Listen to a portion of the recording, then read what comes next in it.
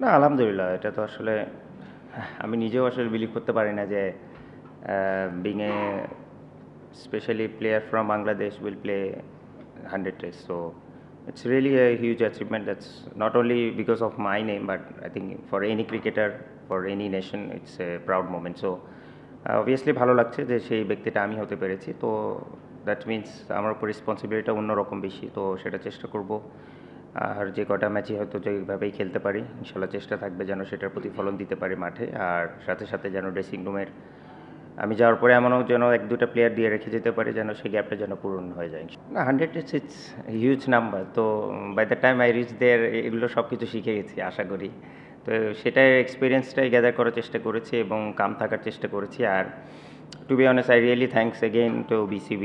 What they planned that morning, it really feels great and I really feel honored on that yesterday especially. So, আমি মনে করি যে at least যেটা আমি আবারও বলি যে শুধু আমি না আমি মনে করি এই যে রিকগনিশনগুলো যদি থাকে আমার মনে হয় যে কোনো ক্রিকেটার বলেন বা যে কোনো ইন্ডিভিজুয়ালের জন্য বলে তার জন্য বড় একটা ইন্সপিরেশন থাকবে অ্যাটলিস্ট এখন আমি মনে করি বাংলাদেশে অনেক প্লেয়ারও ভাবে যে হ্যাঁ তারাও 100 টেস্ট খেলতে পারে বা এমন ভাবে যে এক টেস্ট টিমে যেন আমিও খেলতে পারি তো এই স্বপ্নটা দেখা খুবই ইম্পর্টেন্ট এবং আমার মনে হয় যে তারা যেটা করেছে যে সম্মানটা আমাকে দিয়েছে আই রিয়েলি এনজয়েড এবং I really honoured about that আর শুধু টেস্টে না না অল ওভার যদি বলেন আমি মনে করি যে ডেফিনেটলি আপনি যখন একটা যে কোনো ফরম্যাট শুরু করবেন বা ইয়াং হিসেবে শুরু করবে আপনি সবসময় যে প্রথম থেকে ভালো খেলতে থাকবেন it's not like that but the way I improve each and every day and the way I improve each and every year that's the আমি বলবো যে highlight in my career so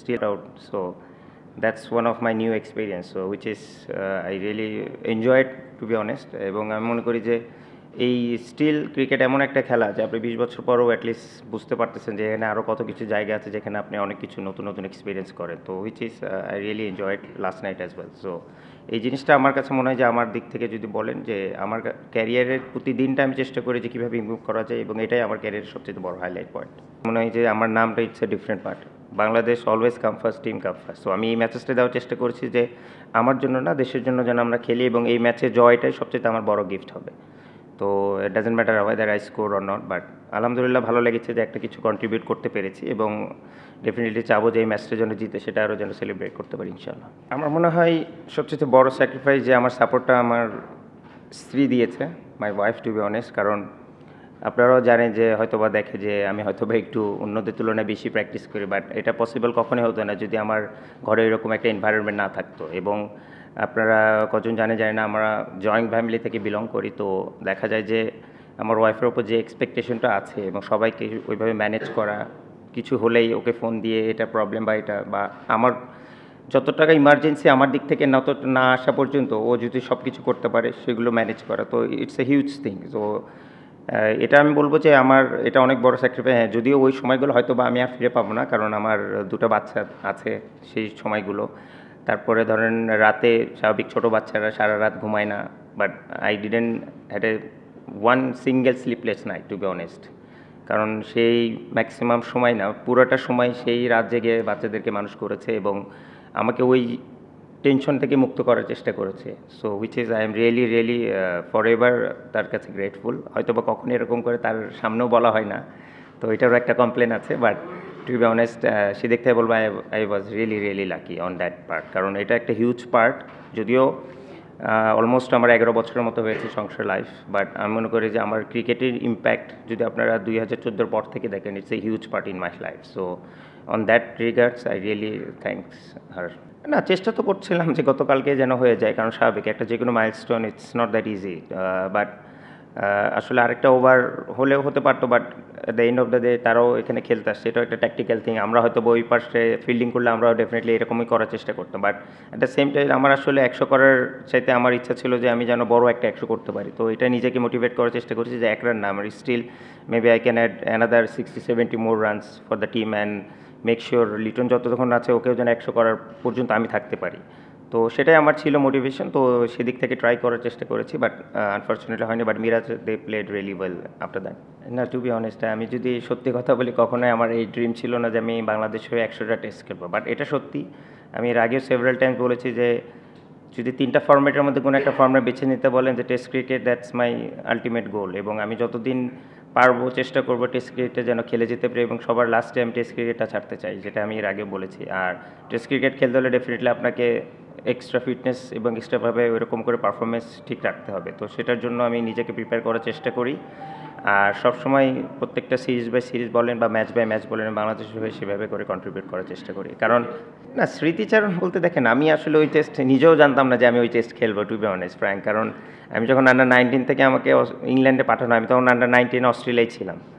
তো আমাকে যখন বলা হলো যে আমি ইংল্যান্ডে যাব, ওখানে আমাদের পাইলট ভাই ছিলেন, তো ওখানে আমাদের 3টা প্র্যাকটিস ম্যাচ ছিল ওদের মানে কাউন্টি টিমের সাথে। তো আমাকে বলা হয়েছিল যে তুমি হয়তো 1টা বা 2টা খেলো, সো দ্যাট আমাদের মেইন কিপার যিনি আছে উনি যেন রেস্ট থাকে, হুইচ ইজ ফেয়ার এনাফ। কারণ 3টা প্র্যাকটিস ম্যাচ খেলা বা 2টা টেস্ট খেলবেন, এটা যে কোনো একজন হিউম্যান বিংয়ের জন্য অনেক বড় স্ট্রেচ। তো তারপর আমি 2টা প্র্যাকটিস ম্যাচ খেলে তারপর ভালো খেলে তারপর আমাকে বলে টেস্ট খেলাবে। তো হচ্ছে মানে আমি যদি মেন্টালি একটা প্রিপারেশন ওইরকম থাকে যে হ্যাঁ আমি গিয়ে যে কোনো সময় খেলতে পারি, ইটস ডিফারেন্ট ইস্যু। বাট আমি মনে করি আমার তাকদির ওইভাবে লেখা ছিল এবং সেটা হয়েছে, আলহামদুলিল্লাহ। I was really lucky on that. বাংলাদেশের হয়ে তো ভাই পরের টেস্ট খেলায় টাফেস্ট মোমেন্ট, এটা হচ্ছে সবচেয়ে বড় রিয়েলিটি। আর বিং এ ব্যাটসম্যান, যেখানে আমার আর কোনো সাইড নাই, তো এটা সবচেয়ে টাফেস্ট মোমেন্ট।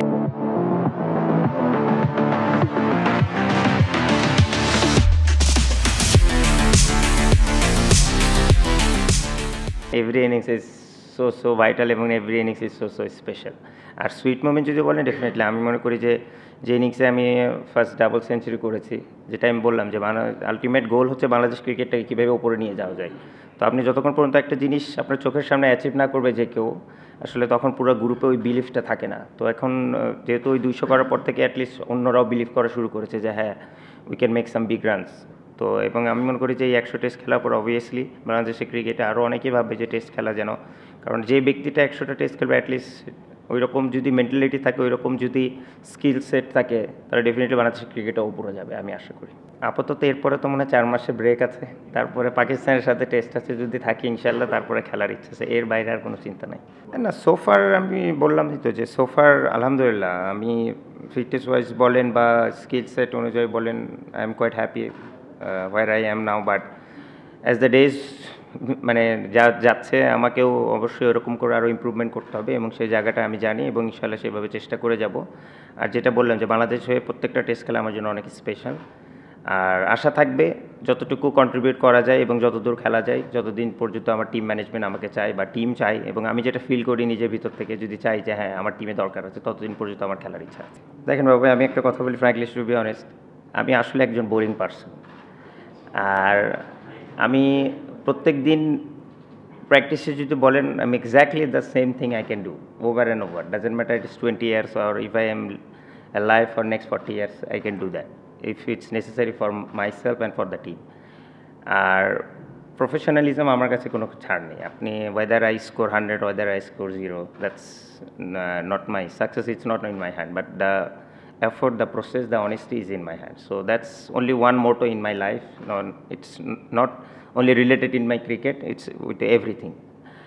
আর আরেকটা জিনিস যেটা বললেন বাবু, যে 100টা টেস্ট খেলে আমি শুরুর হার্ডেলে আমাদের ওইখানে যে কথাটা বলেছিলাম, ওখানে আমি একটা কথা বলেছিলাম কোচ কথা বলার পরে, যে I am feeling that I am playing my first game today. To be honest, I was eagerly এবং সেরকম পরিমাণ এক্সাইটেড ছিলাম। তো every test match is special এবং এভরি টেস্ট ম্যাচ যখন আমি যাই সেভাবে আমি নিজেকে প্রিপেয়ার করার চেষ্টা করি এবং that's the only motto that I have. So এই এতটুকুই আমার সম্পর্কে বলতে পারে, এর বেশি আসলে আমার সম্পর্কে বলার তেমন কিছু না। আক্ষেপ তো যদি বলেন, এখানে আসলে ইমপ্রুভ বলেন মানে মানুষের চাহিদার কোনো শেষ নেই। But being a senior player যদি বলেন টেস্ট ক্রিকেটে এত বছর খেলার পর, আমার একটা ইচ্ছা আছে যে hopefully by the time I leave this team, at least Bangladesh জন্য টপ 6-এর মধ্যে থাকতে পারে। তো that's one of my goal. So দেখা যাক আল্লাহ কতটুকু পূরণ করে সেটা। না, ক্যাপ্টেন্সি না আক্ষেপ নেই, কারণ বাংলাদেশের প্রেক্ষাপটে আসলে ক্যাপ্টেন্সি করাটাও একটু চ্যালেঞ্জিং এবং একটা ক্যাপ্টেনের পক্ষে যেরকম রিসোর্সেস থাকা দরকার বা যেরকম বেসিক রুলস থাকা দরকার, সেটাও আসলে আমাদের ওই প্রফেশনালিজমটা এখনও গড়ে ওঠেনি, টু বি অনেস্ট। তো আমার কাছে মনে হয় যে সেই প্রেক্ষাপট থেকে তাও যে আমি কতটা করেছি আমিও শিওর না, মেবি 30+ সামথিং লাইক দ্যাট। তো in that regard I can say that I was really lucky on that part as well. But যেটা বললেন যে হ্যাঁ চ্যালেঞ্জও অবশ্যই, বাট আর আমার মনে হয় যে কোনো ক্যাপ্টেন যারকেই হোক তাকে যদি দীর্ঘ সময়ের জন্য দেওয়া হয় তার জন্য বেটার হয়, একটা টিমের বন্ডিং বলেন বা তার একটা প্ল্যানিং বলেন। তো সেইটাই বলবো যে এই জায়গাটায় যদি আমাদের টিম ম্যানেজমেন্ট বলেন বা যারা আছেন এটা নিয়ে কাজ করে, তারা যদি এই জায়গাটা একটু ফোকাস করে, আমার মনে হয় যে টিমের রেজাল্টটা আরও কনসিস্টেন্সিটা বাড়বে। রেজাল্ট না, আপনার একটা প্লেয়ারের আমি মনে করি, যেটা আমি বললাম যে 3টা ফর্ম্যাটের মধ্যে সবথেকে আলটিমেট ফর্ম্যাট হচ্ছে টেস্ট, এবং টেস্টের সবচেয়ে বড় জিনিস হচ্ছে আপনার ব্যাগি গ্রিন ক্যাপ। তো এটার মর্যাদা যদি একটা প্লেয়ার না বোঝে, এটা আসলে তাকে বলে বোঝানো যায় না। আর আপনি যদি খেয়াল করে দেখেন, আমি এমন কোনো টেস্ট ম্যাচে যেখানে ক্যাপ ছাড়া ফিল্ডিং করি বা কিপিং করি, তো সেই দিক থেকে বলবো যে হ্যাঁ, এটা একটা বলতে পারেন যে এই ক্যাপটা শুধু ফিল্ডিং করতে করতে অবস্থা খারাপ হয়ে গেছে, কারণ ক্যাপ পরে খুব রেয়ার আমি ব্যাটিং করি, কারণ হেলমেট পরে ম্যাক্সিমাম সময় ব্যাটিং করা হয়। But that's one of my symbol. তো আমি মনে করি যে এটা অনেক বড় একটা পাওয়া আমার জন্য, এবং hopefully till death I will carry this.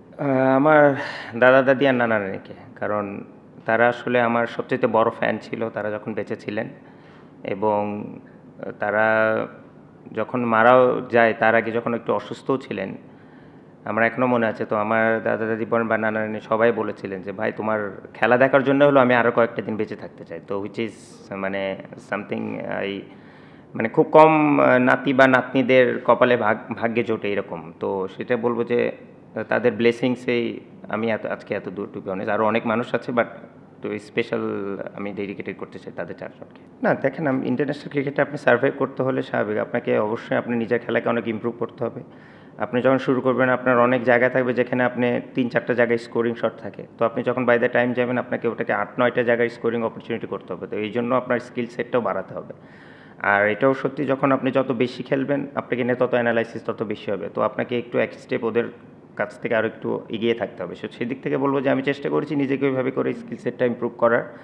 আর সবচেয়ে বড় চেঞ্জ যদি বলেন, হ্যাঁ, আমি আমার গেম সম্পর্কে আরও বেশি, আমার সেন্সটা যেন আরও গ্রো আপ করে, শুধু স্কিল না, আমার যেন মানসিক শক্তিটা ওইভাবে থাকে, কখন কীরকমভাবে খেলতে হবে বা কোন কন্ডিশনে কীভাবে, এই apart from the physical skills, আমার মনে হয় এই মেন্টাল স্কিলসটা খুবই ইম্পর্টেন্ট। সো এইটা আমি বিল্ড আপ করার চেষ্টা করেছি। পিছিয়ে আছি দেখেন, আমরা 1 বছরে, যেটা বললেন যে জোর 8 বছরে 100টা টেস্ট ম্যাচ খেলে ফেলে, অলমোস্ট 8-9 বছরে তারা। কারণ ইন্ডিয়া, অস্ট্রেলিয়া আর ইংল্যান্ড এত বছর টেস্ট ম্যাচ খেলায়। যেরকম আজকে যদি দেখেন যে এই টেস্ট ম্যাচে লিটন বা আমি বা যারা মোটামুটি কন্ট্রিবিউট করেছে, এরপরে আমাদের 4 মাস ওয়েট করতে হবে। তো লিটন করতে হবে না, কারণ ও আরও ফরম্যাট খেলে, বাট আমাকে 4 মাস ওয়েট করতে হবে আমার নেক্সট ইনিংস খেলার জন্য, যদি এই ইনিংসে আর না খেলতে হয় বা যদি খেলতেও হয় এরপরে টেস্ট খেলার জন্য। তো একটা ব্যাটসম্যানের জন্য এটা অনেক বড় একটা প্রবলেম, কারণ আপনি একটা যখন রিদমে আসবেন, আপনি যদি ব্যাক টু ব্যাক অ্যাটলিস্ট 4-6টা বা 7টা ম্যাচ না খেলেন, ওইভাবে আপনি করে আবার নতুন করে এসে খেলাটা, এটা ভেরি ডিফিকাল্ট। তো আমাদের সবচেয়ে বড় মাইনাস পয়েন্ট ছিল যে আমরা বছরে এত পরিমাণ কম টেস্ট খেলতাম। তো দেখা যেত যে প্রতি বছরেই নতুন করে একটা 11 আসছে, তো তাকেও সেট হইতে একটু সময় লাগে, আবার নতুন একটা ব্যাটসম্যান আসছে। তো এটা একটা অনেক বড় সেটব্যাক ছিল। বাট লাস্ট 4-5 বছর যেভাবে consistently Bangladesh cricket test cricket খেলছে, অ্যাটলিস্ট আমার কাছে মনে হয় যে এখন আমাদের উচিত, এবং আমাদের ব্যাটিং ইউনিট স্পেশালি অনেকেই আছে যারা কিনা 50+, 30+ অলরেডি ম্যাচ খেলেছে। তো আমাদের উচিত অ্যাটলিস্ট ব্যাটিং ইউনিটটা যেন আমরা আরও মোর কনসিস্টেন্ট হতে পারি। অ্যাটলিস্ট আমরা যে 300-350 in anywhere in any condition যেন আমরা করতে পারি রেগুলার। এই কনসিস্টেন্সিটা বাড়লে আমার মনে হয় দেন র্যাঙ্কিংয়ে আমরা উপরে দিকে যেতে পারবো। জি জি জি, আমি গতকালকে হ্যাঁ রাতে, মানে আজকে সকালে শুনেছি, পরে আমি আমার ম্যানেজারের মোবাইল থেকে দেখেছি। তো really I was really surprised and happy to see that, and hopefully যদি সামনাসামনি দেখা হয় কখনো, ইনশাল্লাহ definitely I will say him thanks. আমি তো সিলেক্টর না ভাই, বাট এখন যেটা আমি বললাম যে আমার সারাউন্ডিংস এখন যারা আছে তাদের মধ্যে থেকে যেন আমরা আরও স্ট্যাবিলিটি আনতে পারি, এবং আর যারা নেক্সট ইন লাইন আছে তাদের মধ্যে থেকে যেন আমরা স্ট্যাবিলিটিটা নিয়ে এসে এই যে এর ভিতরে এই প্যানেলে ঢুকাতে পারি। তো এটাই আমার চ্যালেঞ্জ থাকবে ইনশাল্লাহ।